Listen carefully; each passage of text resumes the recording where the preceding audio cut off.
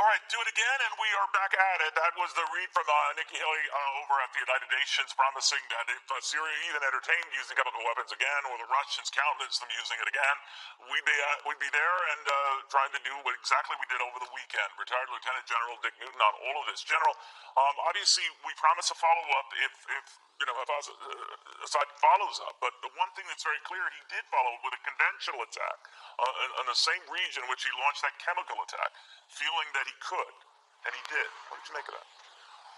Well, Neil, good afternoon. It's good to be with you again. I think we had a perfectly executed attack last Friday night, and I think, again, we can be very proud of our men and women in uniform who, again, chose to go into harm's way and to protect this nation in interest of our national security objectives.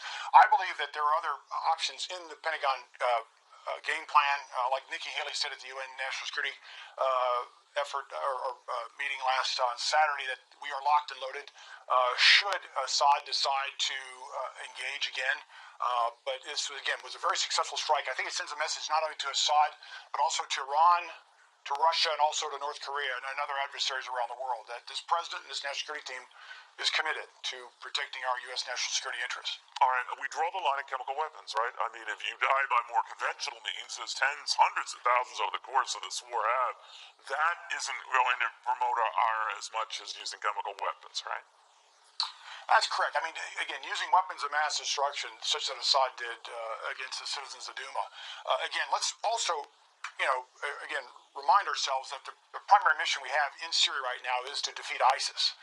But there are other aspects of our efforts to not only do just that, but it's also to send signals to other adversaries, specifically to Iran, specifically to Putin and Russia, and again, as I mentioned, to North Korea, right, so that the United States is not going to allow, an evil person such as Assad to use chemical weapons, much less to do, to harm other national security interests. The other thing I may add also is not just the military capabilities that we have. We've got other capabilities, economic, financial and diplomatic tools that we can use to not only stabilize the area, but also to make sure that U.S. national security interests are protected.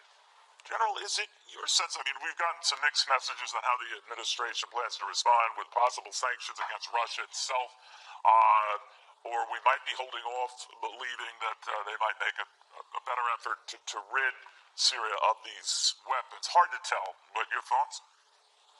Hard to tell, but again, Putin made a comment, I believe it was someone representing him made a comment about the global chaos that ensues from this attack.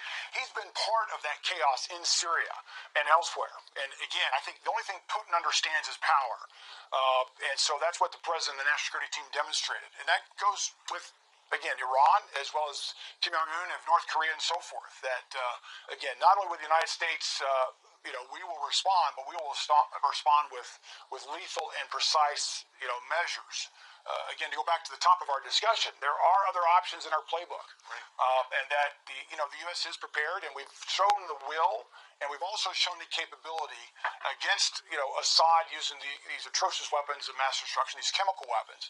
But that is a signal that we need to send also to other adversaries who would tempt fate and try to take on the United States or do harm, particularly with weapons of mass destruction. Neil.